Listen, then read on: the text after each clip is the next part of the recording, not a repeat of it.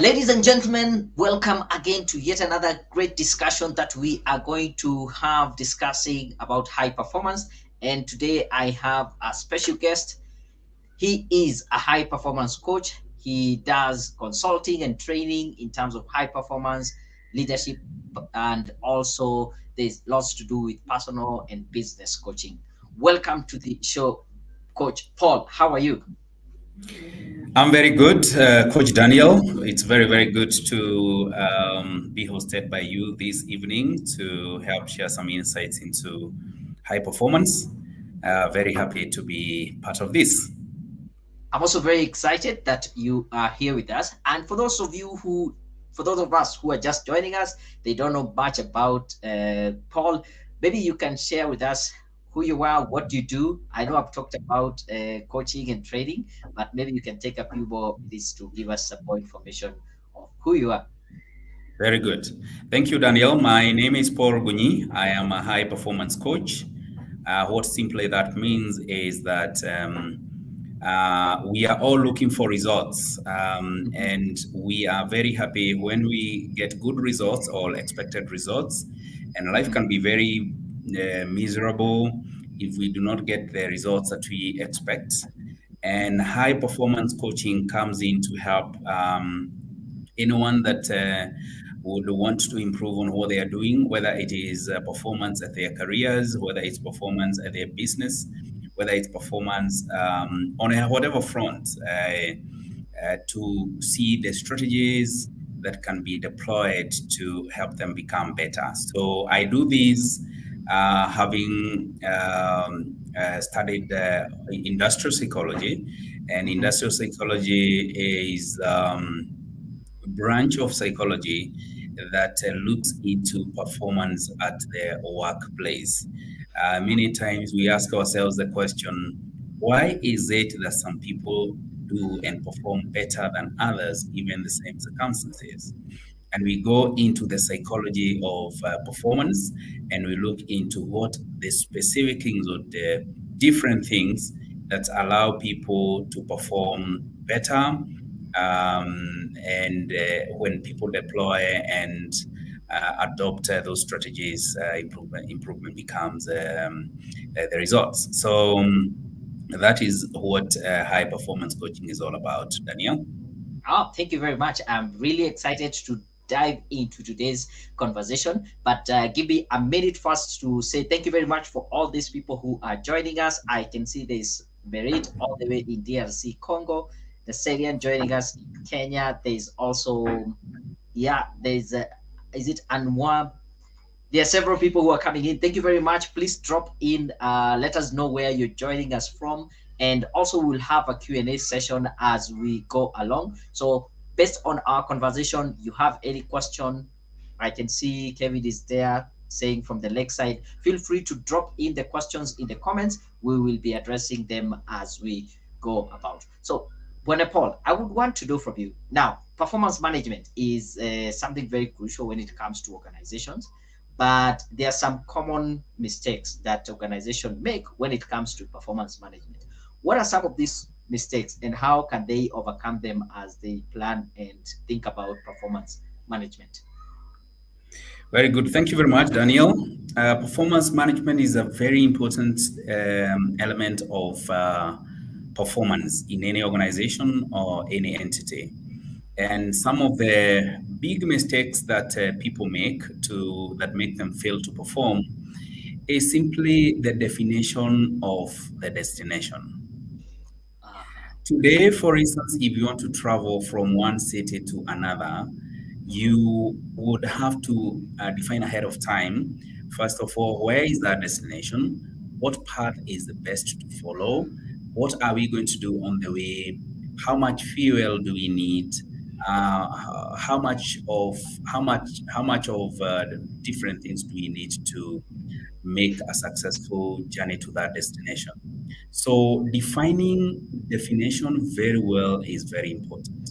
Many times I talk to people that are by nature high performance, but they are not performing well in their roles. One of the reasons they don't perform well in their roles is because they claim that my role is very ambiguous. I actually do not know the results that are expected of me. So I wake up and go to work and just do what I am told to do in the morning. And I don't even know what is expected of me at the end of the month. I don't even know what is expected of me at the end of the year. And that is very dangerous for any organization because it leads to effective functioning. It simply means when people do not know what is expected of them, they Mhm. will not do it because they don't know. And when people are not given measures, because you know what you is expected of you by what we call measures. So what you measure, you are likely to achieve. What you do not measure, you are likely not to achieve. Because if you say, for instance, every day I'll exercise for 1 hour, that is clear. It's so clear. You either exercise for 1 hour or you don't exercise, or you exercise 30 minutes. So you're able to measure yourself and say, this week I have exercised 5 days. First 2, 3 days I did 1 hour. The other days I did 30 minutes. So I have fallen short of my expectation. Next week I must do some adjustments to allow me to do what I didn't do. But if the measurement is not there, if clarity of what's needed is not there, if destination is not there, then it is not going to happen. That is what we call in management key performance indicators. Ensure you have key performance indicators for the tasks that you're doing. And Mhm. if you have a team and you're leading a team, they must have it very clear what is needed of them. Ensure to take time to clarify to your team what's expected. Otherwise, they will not achieve anything because there's no expectation. That is quite interesting. I was reading a book. I think it's called the 4D execution. 4D for execution, and I might not know the exact statistic, but it said like over 50% of the employees that they actually did a survey, they found out that over 50% don't know, they don't have very clear expectation. They don't know what the goal of the organization is. And so that builds up the point. If you don't know where you're going, then it's very difficult to know even when you have gotten there. And Exactly. again, the importance of measuring. Whatever gets measured can be tracked, can be achieved. And in whatever can't be measured, you don't know even if you're getting closer or further. I really Exactly. like that. That is quite informative. I can see more and more people are joining us. Yes, there's Felix all the way in Migori. I saw Swale here saying Kenya. I want to mention that, yeah, so many people are joining us. I really appreciate that. Please let's continue having this conversation. You can let us know where you're joining us from in the chat, Susan in Kiabu. And if you have any question based on what we are going to share or what we are going to have this conversation, it's going to be quite good. I mean, oh, I can see someone all the way in Somalia still following with us. So you can see, what Paul, we are making a big impact across the place. The Next, globe. yes, I would want you to maybe share some insights on, yeah, in your experience as a personal and also a business coach. What are some of the most important qualities or skills that an individual needs to develop in order to achieve their full potential? I know most of us would want really to get to that point where they say they are living it out and they are living their full potential. What are some of the qualities or skills an individual would need? Good question. Very good question. So, if you look around you or around people who have performed well, or the people we call high performers, they have many things that they do. But I just want to share probably three key things that one can do to become a high performer because these are things that have been proven Mhm. to contribute to good performance. Number one is that you will not perform well at your task or at your business or anything you're doing if you are not well aligned with what you're doing. So the first thing I would want to recommend is what we call self alignment to your tasks, to your career, to your business. Now, if you do things that are aligned to you, meaning that they really resonate with you, meaning that you really like it, meaning that you feel prepared and ready to work, and you're well skilled, you're well aligned, then performance becomes very, very, very easy. Uh, Sometimes you can have people that are very well competent, but they don't perform very well because they are not aligned. They are doing things that are not aligned to them. Just before this call, I had a session. Now that I'm a coach, I was coaching a certain professional. And one of the things we are realizing is that this person is struggling with the work that they are doing, not because it is very difficult work, but simply because it is not aligned to who they are. So this person came and said, "Look, I feel a bit drained. I feel I am." Yeah, and don't mistake that I don't like my job. I like working and all that. And he says, but I feel drained because I feel I am more of a relational person. So I'm better off going out there and giving solutions, talking to customers, bringing in customers, pretty much in sales and or customer care. But here they are, they're doing a role that requires them to be in administration, and not just administration, but looking into hefty lots of records in form of TEDA responses. So this person is very good at going out there, talking to people, interacting, relating with people, but they are now confined in the office to do TED documents, and you know how huge TED documents can be. And one that is outwards oriented, that can become very stressful. But there are other people who do very well in that type of job because they are detail oriented. They will like sitting and working at the background, and they will really enjoy that.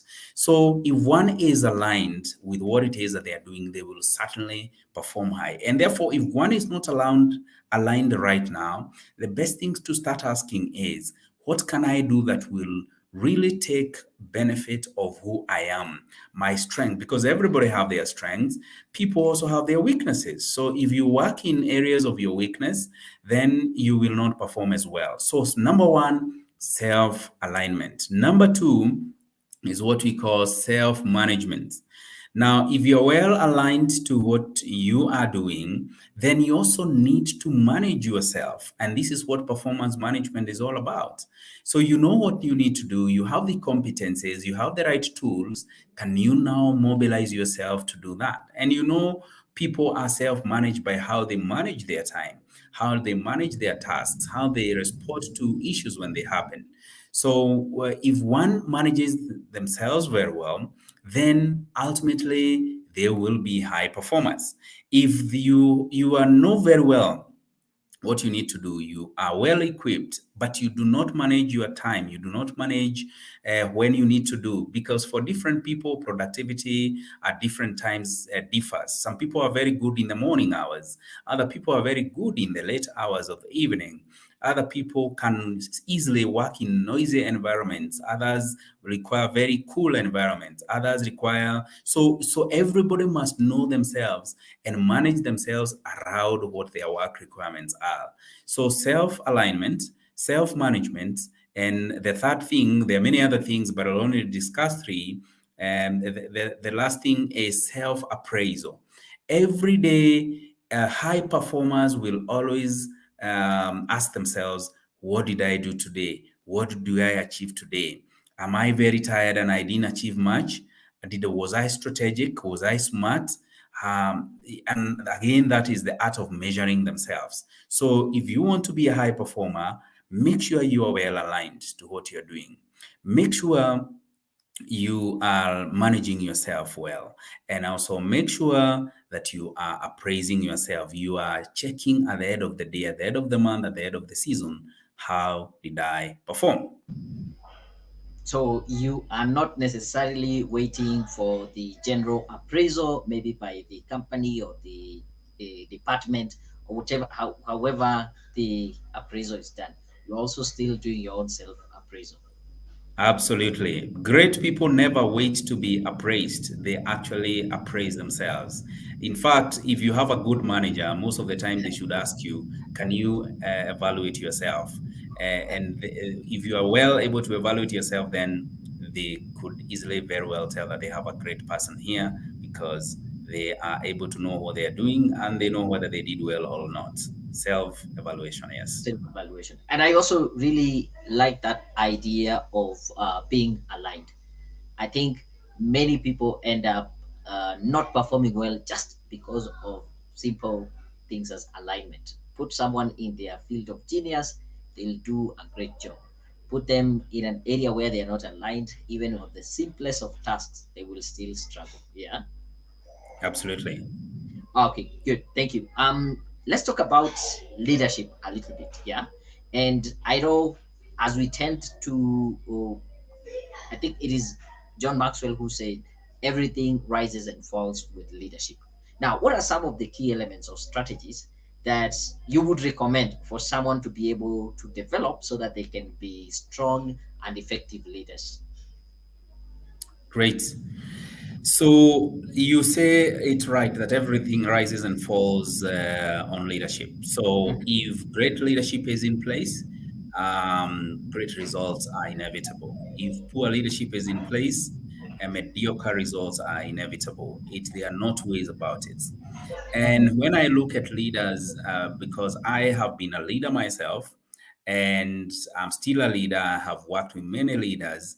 There are several things that always come to play to effective leadership. So there are many of them. Probably I can, on top of my mind, talk about two of them. I say every leader must be strategic in thought and in action. By the way, one of the biggest responsibilities of a leader is being strategic. It is drawing strategy because if you are a leader and you just do things anyhow, you're just responsive, you're responding to situations, then you will miserably fail. A leader is should be able to be visionary, to see ahead, to see where other people are not able to see, and lead them there. I always say in my, because I also train executive, I train managers. I always ask leaders to embrace three main things. One is vision, then the other one is action, and the other one is influence. If you have a vision, and it is very clear, then you put some action into it and say, now that this is the direction you're going, this is how I will do it. And you stick on the course, you get onto the course, you start walking it, and then influence people around you to follow you or to go with you. Then you know you are a great leader. A leader without vision has no future. A leader that is not action oriented will have issues. A leader that is not has no influence on people, then that leader has a big problem. So you can see strategy is very important, and therefore every leader must be strategic in nature. And if you don't know how to be strategic, you need to learn. And that's one of the reasons we coach. Because we coach people on developing their own personal and strategic and business strategies. Because you don't have that, then you're going to do a lot of work and you'll yield very little. So again, vision and strategy being key components of high performance, both as an individual and at business level or corporate levels. So strategy is a must for a leader. The other thing that's very important is people. A leader is not leading objects, a leader is leading people. So relational skills are very important for a leader. Emotional control is very important for a leader. And not all leaders have all these things, by default. So we got to learn.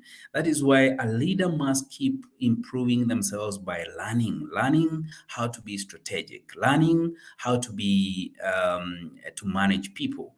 We have always said this in management. People, great talents do not leave their jobs, they leave their managers. Why do they leave their managers? If the manager is not strategic, so they don't guide themselves well. And remember, the first point we discussed is measuring, helping people know the right direction, what is expected of them. A great leader who is strategic will know the relevance of setting the right expectation. And secondly, they know that they are not working with robots. They are not working with machine. They know they are not working with objects. They are working with people who have emotions, who have souls, who can feel, a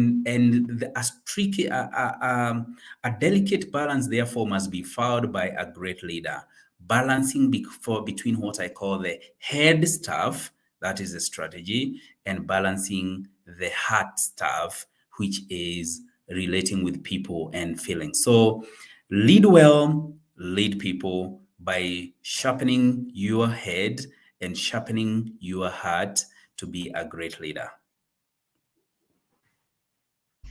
Thank you about that. I think people also play a very big part. I can see here we have Martin joining in Mombasa. I guess there's one I saw here, Titus saying in Nairobi. Victor, don't worry. He's saying, I guess I have missed quite a lot. Not really. This will be on replay. You can watch this video. Just jump on our YouTube channel, my YouTube channel called Daniel Mutuku. Just search Daniel Mutuku Career Coach. You will be able to find all this recording. I guess I saw some comments here and I would want to bring them up, or some questions as we go along.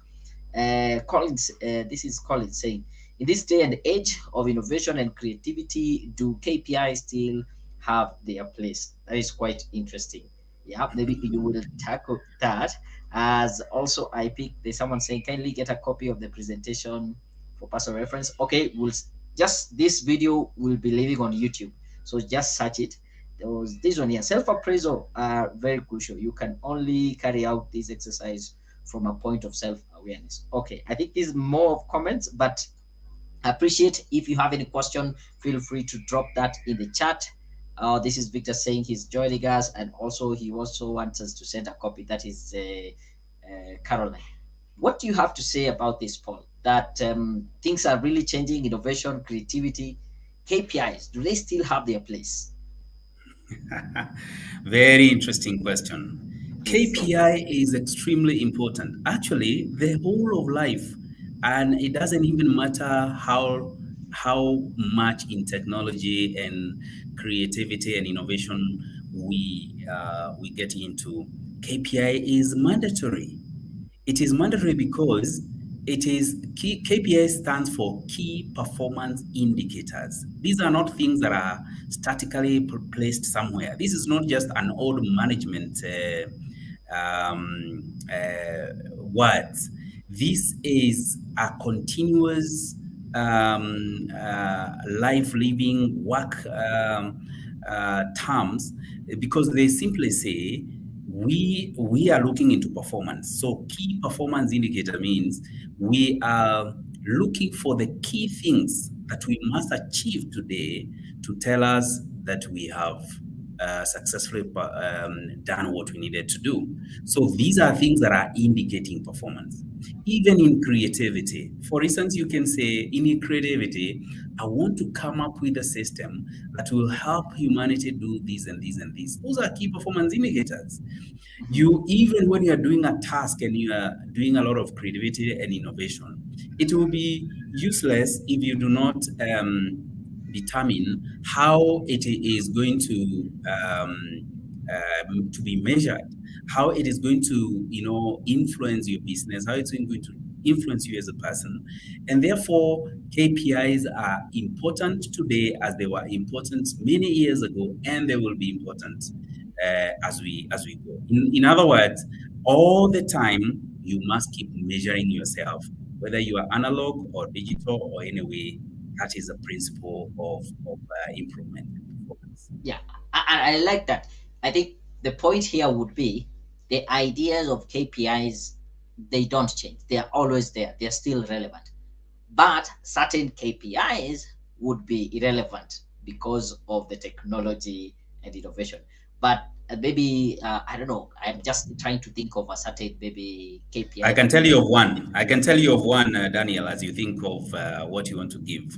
And Yeah, I really agree with you. It is certain KPIs that change, but KPIs in general wouldn't change. For instance, yeah, a while ago, we used to manage people by seeing them in the office. correct. In fact, there is a management style, we used to call it mbwa, management by moving around.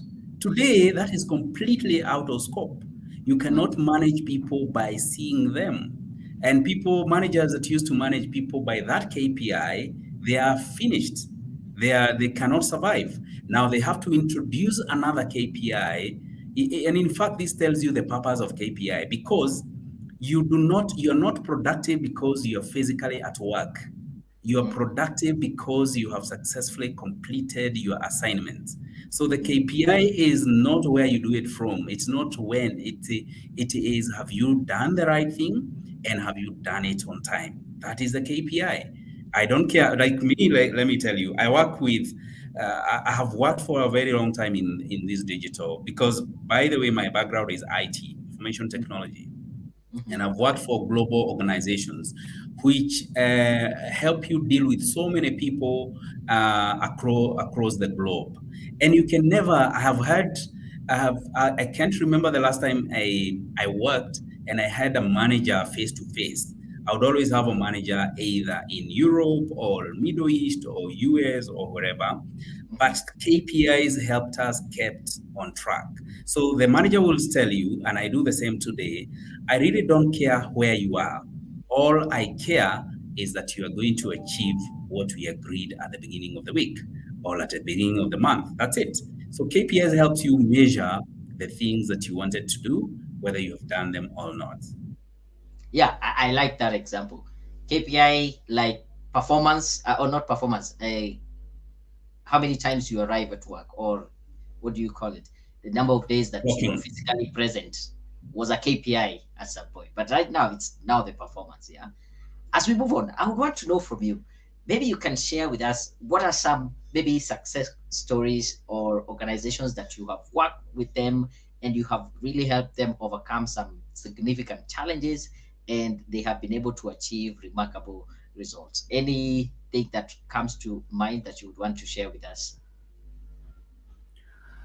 Let me probably just quote one because I just had a discussion with them just a while ago. Mm-hmm, And it would also resonate with probably many of our audience because it's maybe many are running their own businesses or plan to run their own businesses. So this is an organization that was starting. So this is a person that was founding an organization. mm-hmm, And the time they were coming to us, they were very frustrated because they had tried to do very many things. And for whatever reason, they were not succeeding. And they came digested, looking like they want to give up. But at that time, we were actually starting one of our group coaching program. We call it SBT7 Business Transformation. mm-hmm, And I told them, you well, if whatever has not worked, but let's see what we can do. So join this program. And I told them, if you like it, great. You will find money and you'll pay. If you don't like it, I'll allow you because I'm the one who just invited you into it, and I think you really need to do it. Luckily, they were there when the program was starting.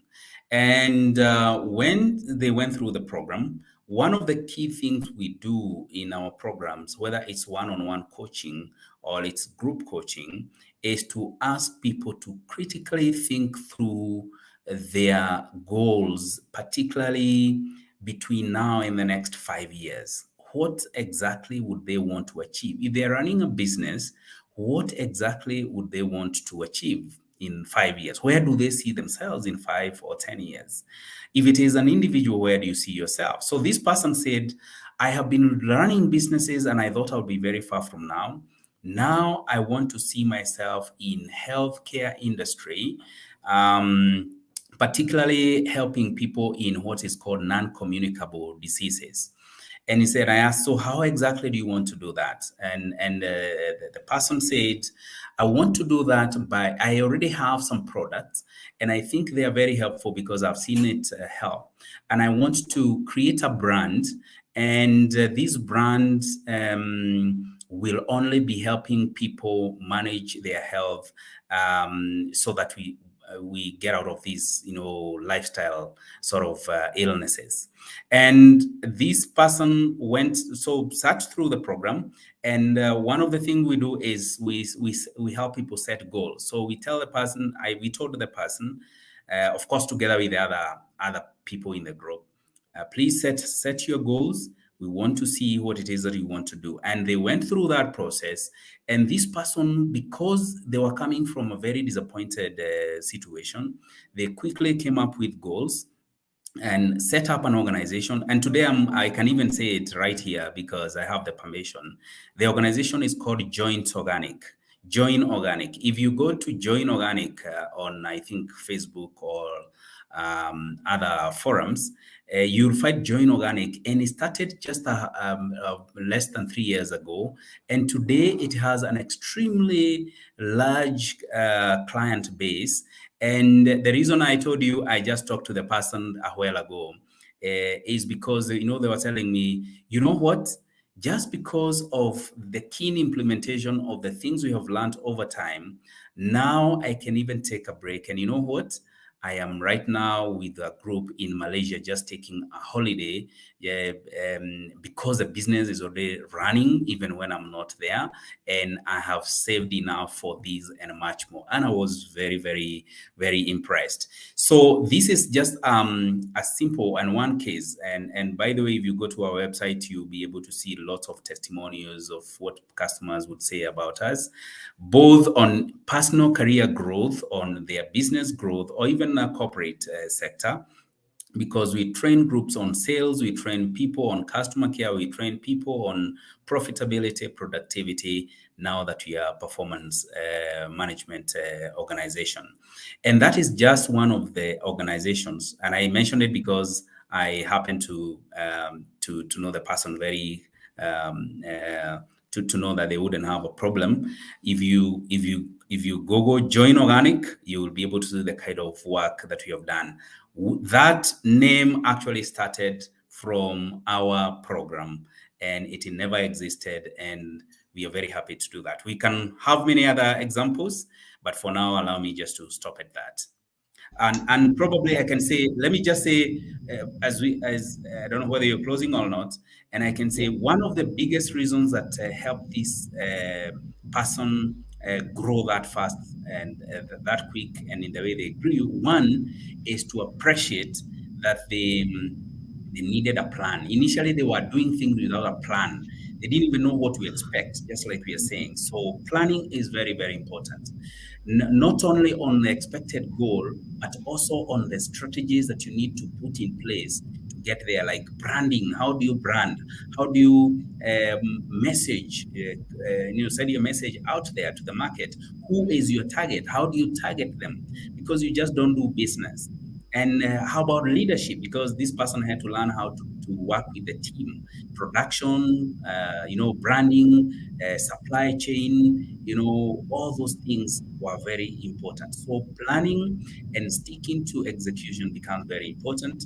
And these are some of the things that I have seen, that I have witnessed help people become extremely good in performance and productivity in whatever it is that they are doing, and they can be applied across the board. That is super great. That is super great. I think we'll still have a moment for you to share with our audience how they can get in touch with you, how they can be able to get all this. But I've seen a comment here. Okay, thank you, Jospat in Kiambu. There's Caroline joining us in Thika, Jessica joining us in Chuka, Karibu.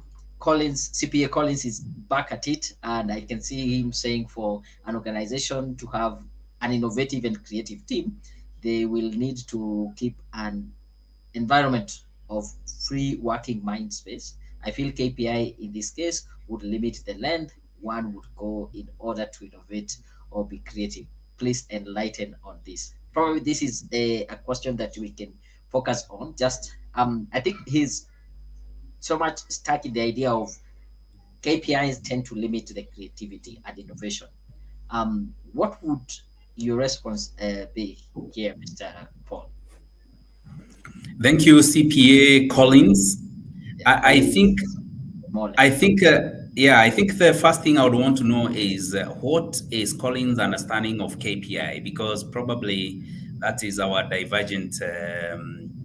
We are probably not aligned right from the word go on what KPI is. KPI is not something you find in the office. KPI is, and I think if you listen to our explanation of an example, is today we can't restrict people in the office. That does not mean we don't have KPIs. We still have some work to be done, and we must measure how that work gets accomplished. So we said, for instance, you don't get to the office. That's not a KPI anymore. That we will work in the digital economy, in the creative industry. So our KPI here is time. Time is a KPI. Deliver within deadlines. Another KPI is quality. All right. I mean, even if you are to do creative work or innovation, you must do quality work. Another KPI is customer experience. What kind of customer experience is it giving? So, irrespective of where you are, whether innovation, whether creation, whether digital or analog, wherever it is, KPI is mandatory, my friend. Mandatory. It's not even debatable. So KPI, probably you think KPI is confining yourself in a certain environment. So maybe on a side, you could reach out to me so we can have a look at this through Daniel, so that we can clearly help understand what KPI is. But if you are running a business, if you are a professional, you must give yourself some KPIs. As a matter of fact, KPIs tells you you are not here to do everything, but there are some few vitals that you must do, and those becomes your KPI. Time, quality, customer experience, all those things. Those are KPIs that every business must observe. I totally agree with you. Maybe last question from the audience here before I ask the last question from my end.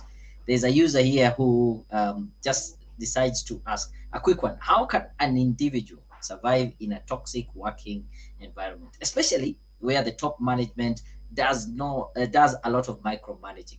I know um, Mm. micromanaging not good at all. It's not the best leadership kind of style, but there's also some aspect of toxic environment that is being brought. Maybe you can give some insight to this user here or our That's a very common, that's actually a common problem, because even today we still have a lot of managers that do micromanagement. And that is where we are saying the KPI of having people in the office and hovering around people to see what they are doing with their time, with what, that's long gone. As a matter of fact, many people don't even have offices. People would work from home.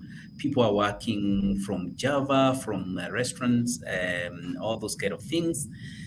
So it is not where you work, what you're doing, how, whether you're sleeping or not. Like I always tell my team, I really don't care if you want to sleep the whole week, you sleep. The only thing I care is that what we intend to achieve, we have achieved. You don't have achieved. If you don't achieve that, you will have problem with me. If you achieve, you can do all that wherever you want. And therefore, if you have a challenge with a boss that is always following you, that can be draining, that can be energy sapping. I want to suggest that you can do a number of things. One of them is identify exactly what behaviors of the manager are actually contributing to the micromanaging or the toxic environment. What exactly is that? Identify it clearly. Don't, because you cannot solve things by being generic or general, or that I feel you are being this. You don't work by feelings. You work with the substantive claims. So list down two, three, four, five things that you think your boss need to change, and then find an opportunity. And I know some people fear this.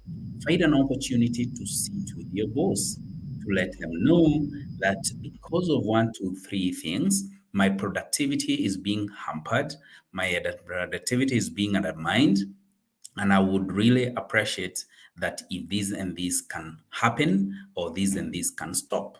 And some of the things can be as simple as they are not availing the right tools. You're not, they are not allowing you to talk. So or they are insultive, they are abusive, they are using hard, bad, rough language. If that is happening, you have the right to go to talk to them. And if they are completely cannot be talked to, they cannot listen to you, probably they are not worthy working for. They are not worthy of your great mind, your great energy, and all that. You might want to look for something else to do. But I always say before I stop working with you, I really would want to look into the various things that can be done to improve the situation. So just don't give up and don't also be timid. Some people think if you ask questions, you'll be fired.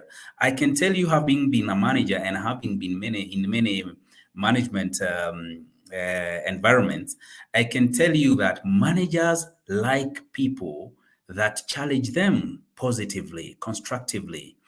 If you go to your manager and say, I don't think I like the way we are doing this and this and this, because when we do it this way, it yields this result, which is undermining our performance. But I am thinking, I want to suggest that we try this and this and this, because if we do this, then it is going to change this way.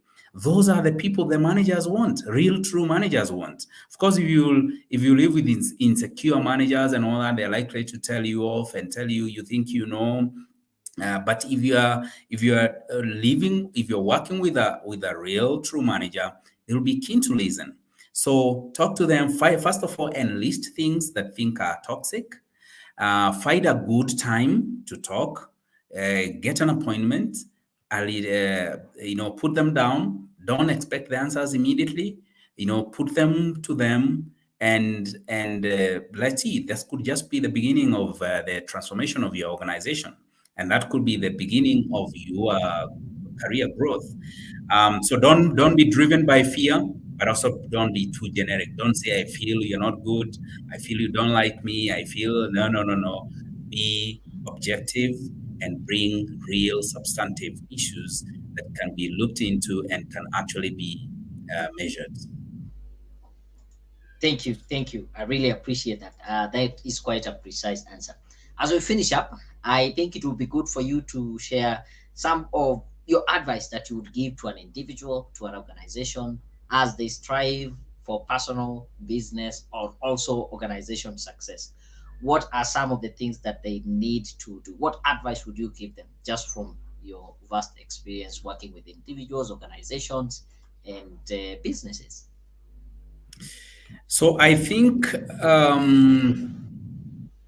the one thing I think I would like to have everybody looked into in terms of growth, personal growth, business growth, and all that is value. So every day, every hour, every week, everybody must ask themselves, what value am I adding? Mm. And I insist so much on value because this to me is a word I repeat every day as I coach executives, as I coach professionals or business people. Because if you are giving value, then most likely you're also going to get value. But if you're always looking for how to get value from others without thinking what is in it for them, then you'll be a miserable person. So always ask yourself, what can I do to make life better for my manager, for my colleagues, for my organization, for my family, for my friends? Because this is everywhere. This cuts across the board. It's not just about work. It's also about personal life, your friends, your family, your children, your spouse. So these are things you got to always ask yourself, am I adding value? Without me, is there any difference between me being there or not? So when you ask yourself this question, then you will be able to say, for me to add value, I think in this situation, I will need to do one, two, three, four things. And once you're able to identify the things that you need to do to add value and do them, you add value, and automatically that will come with great stuff for you. That's how you deal with customers. If you have value for your customers, they will value you and will give you money. They will pay you for what the value you are adding to them. Same to your organization. And I have many personal examples that I if we had time, maybe you'll have another time, and I can share. It is by doing things that are of meaning to people around you that adds value to you. You get elevated the more you do for others. But many people think the more they get from others. So when you see a person, the next thing you want to think, what can I get from this person? What can I get from this person? Other than what can I do to improve the state of this person? Or to actually, in fact, we say business is where you are able to lessen the pain of the person that is going to consume it, or add pleasure to the person that's going to consume it. Because it is by elimination of pain, it is by making things easier for other people that then they will want you around, and you will not even ask them, they will ask, what can we do to get better services from you? So always carry this one word: value. What value are you adding wherever you are? Because therein, comes your opportunity. Ladies and gentlemen, high performance coach Paul Ngunyi, thank you very much for your insights. By the way, ladies and gentlemen, drop in the chat what was your key takeaway, or just let's show some love to our guest today. Just any kind words, what you have learned, feel free to drop that in the chat. I really appreciate you coming on board and being able to share with us such great insights when it comes to performance, to leadership, business, personal development, organizational growth. That is quite impactful. Thank you very much. I really appreciate.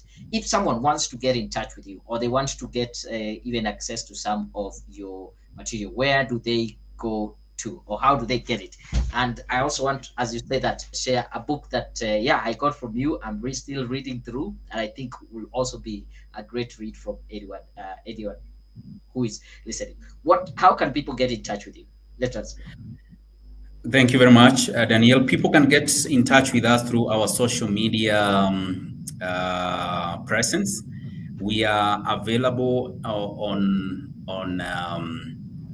LinkedIn, on Facebook, on Twitter, on Instagram, on generally online through Better People Consulting. So just look for us, Better People Consulting, and our website is betterpeople.co.ke. You will find our contact there, both email, numbers, and we are more than happy to interact with you to know how we can help you become more productive, become more a high performer, and pretty much increase in terms of your profitability. We say at Better People, we say anytime we interact with you, you must become a better performer. You must become a better person in terms of productivity and profitability, because that's what all of us are looking for. And more importantly, growth. We cannot stick in one space all the time. We must grow. Look for us, or you can as well find me from on Paul Ngunyi on either of those platforms. So Better People Consulting or Paul Ngunyi in any of those spaces. Thank you, thank you. And also, I would say, go ahead, get this book, The Art of High Performance by Paul Ngunyi. I think they can be able to get it also on the website. That is betterpeople.co.ke, right? Absolutely. They can be able to order it from our websites, and we'll have it delivered where they are. Thank you, thank you. I can see Karaoke here saying, thank you very much. This is insightful of the KPI being time, quality, customer experience, which is my daily life in the hospitality industry. Thank you very much. Okay, guys, let's just drop. We'll read a few before we close it, and because I would also want to release. You can see people really got to learn a lot. Here is Monica saying, Paul, ask people to follow you on IG. Yes. Are you on Instagram? She's actually Yes, sending I me. am. Yeah, Yeah. So yes. search Look for Paul. Paul Ngunyi or Better People Consulting on Instagram. Yes. Okay, okay. Thank you very much. Really appreciate. Ladies and gentlemen, that has been Paul Ngunyi, a high performance coach. Make sure you follow him on all those platforms, LinkedIn, Instagram, and also check out their website, betterpeople.co.ke. And until next time, I think we are out. We will be having another live presentation tomorrow where we'll be looking at how do you become an effective leader without necessarily losing your authenticity. Yeah, how to become an effective leader without losing your authenticity. So make sure you check on our YouTube page. That is Daniel Mutuku. Will still be here on LinkedIn, also Daniel Mutuku, or is it Daniel Mutuku Career Point Solutions? And yes, on Facebook, wherever you are following us. But I would ask you subscribe to the YouTube channel. That is the best place you can be able to find all the videos and presentations that we have. Otherwise, ladies and gentlemen, we are out. Thank you.